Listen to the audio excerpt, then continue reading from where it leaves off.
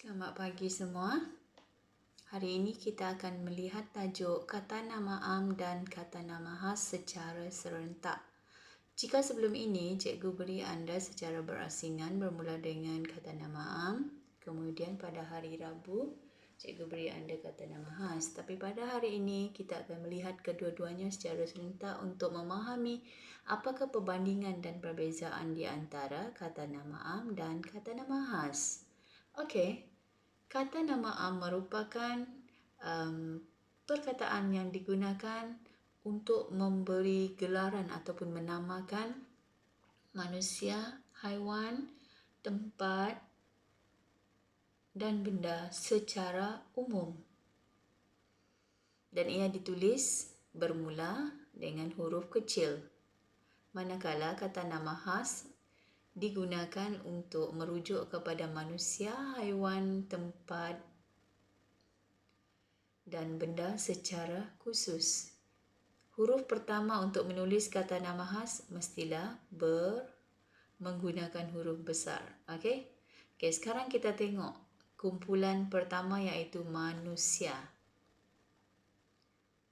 Di sini ada dua orang manusia. Yang besar itu ialah guru dan yang kecil itu adalah murid. Tetapi kedua-dua orang ini mempunyai nama. Nama yang besar itu ialah Cikgu Rahilah. Manakala yang budak itu Haziq. Okey, untuk melihat perbandingan nama mereka, guru itu adalah dalam kategori kata nama am, guru. Tetapi guru itu mempunyai kata nama khas iaitu Cikgu Rahilah. Begitu juga dengan murid tersebut. Murid tersebut mempunyai kata nama khas iaitu Haziq. Jadi di sini kita dapat melihat perbandingan bahawa perkataan guru dan murid adalah termasuk dalam kumpulan kata nama am. Manakala Cikgu Rahilah dan Haziq itu dalam kumpulan kata nama khas. Dan tengok huruf pertama, guru, murid. Kedua-duanya menggunakan huruf kecil. Manakala Cikgu Rahilah, Haziq. Kedua-dua perkataan ini bermula dengan huruf besar. Okey. Sekarang dalam kumpulan haiwan. Di dalam gambar kita melihat ada buaya. Di dalam sungai itu ada buaya dan di luar itu adalah kancil. Okey.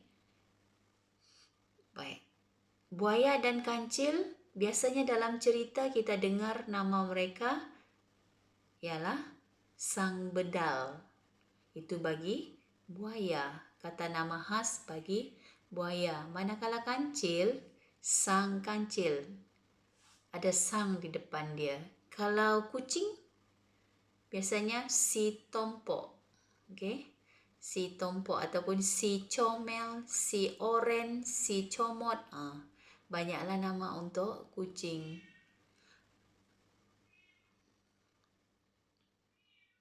Tengok pula pada permulaan perkataan dia. Huruf pertama, buaya, B, huruf kecil. Kancil, K, huruf kecil. Begitu pula kata nama khas bagi buaya, sang bedal, semuanya bermula dengan huruf besar. Sang kancil pun semuanya huruf besar. Okey?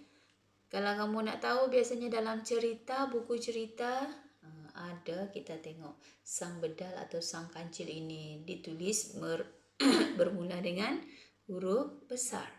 Okey, kategori yang ketiga, tempat.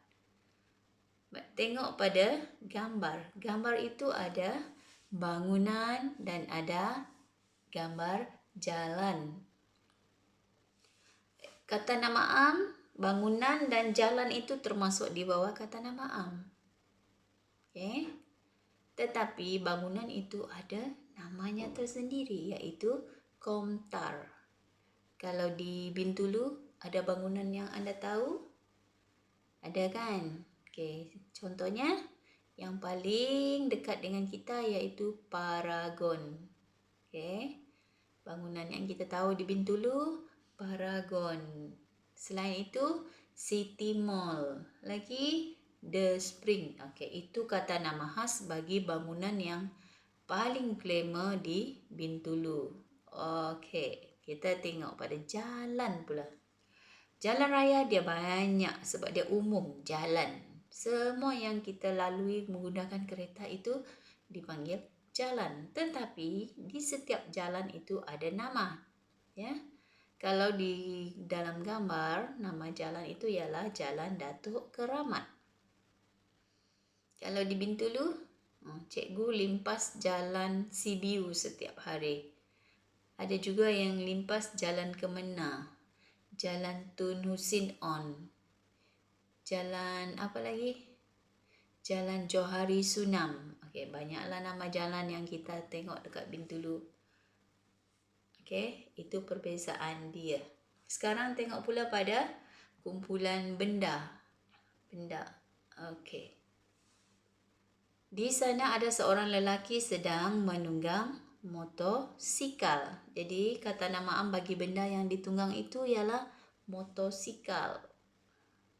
Dan motosikal itu mempunyai nama ataupun jenama dia.